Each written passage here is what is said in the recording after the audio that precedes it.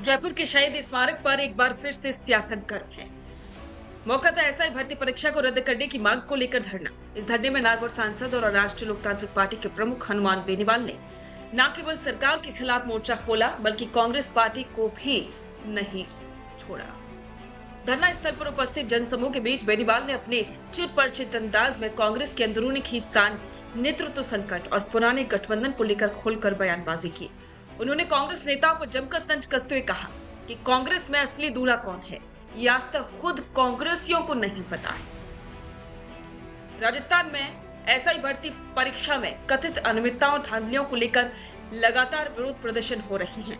कई छात्र संगठनों और राजनीतिक दलों ने इसे रद्द करने की मांग की और इसी क्रम में जयपुर के शहीद स्मारक पर आरएलपी के बैनर तले धरना भी आयोजित किया गया है, जिसमें सांसद हनुमान बेनीवाल ने न केवल भर्ती परीक्षा को रद्द करने की मांग की है बल्कि इसे लेकर राज्य सरकार की नीयत और कार्यप्रणाली पर भी सवाल खड़े कर दिए और इसके साथ ही अब कांग्रेस को भी निशाने पर लिया है, क्योंकि ये परीक्षा कांग्रेस के कार्यकाल के दौरान ही आयोजित हुई थी। धरना स्थल पर बेनीवाल ने कांग्रेस के भीतर चल रही खींचतान पर भी तीखा व्यंग्य किया। उन्होंने कहा, अशोक गहलोत खुद को दूल्हा मानते हैं, सचिन पायलट भी वही दावा करते हैं और गमछे वाले यानी कि गोविंद सिंह डोटासरा भी पीछे नहीं है। अब जब पार्टी में 3-3 दूल्हे होंगे तो बारात किसकी निकलेगी, टिकट किसे मिलेगा। बेनीवाल ने अपनी बात को और भी चुटीले अंदाज में आगे बढ़ाते हुए कहा कि 5-5 पति द्रौपदी के थे।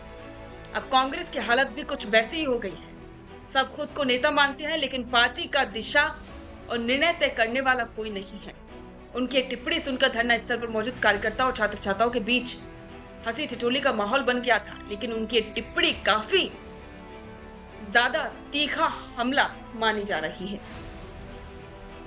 बात केवल व्यंग्य तक ही नहीं रुकी।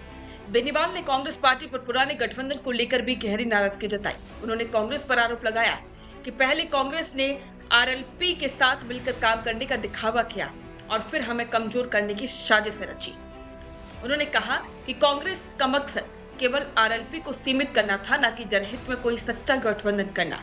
बेनीवाल ने आरोप लगाया कि अशोक गहलोत, सचिन पायलट और डोटासरा तीनों ने मिलकर आरएलपी के खिलाफ रणनीति बनाई ताकि पार्टी को कमजोर किया जा सके। धरने के दौरान बेनीवाल ने एक और बड़ा आरोप लगाते हुए कहा कि कांग्रेस ने उनके छोटे भाई उम्मेदवार बेनीवाल को पार्टी में शामिल करके उन्हें व्यक्तिगत रूप से तोड़ने की कोशिश की। उन्होंने कहा कि कांग्रेस ने सोचा कि अगर परिवार में ही दरार डालती जाए तो हनुमान बेनीवाल कमजोर हो जाएगा, लेकिन उन्हें समझना चाहिए कि बेनीवाल ना कभी झुका है और ना टूटेगा।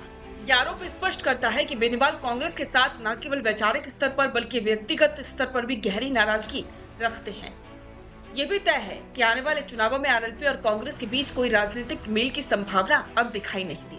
हनुमान बेनीवाल के इस बयान पर आपकी राय हमें कमेंट बॉक्स में साझा करें और बने रहें द फैक्ट इंडिया के साथ।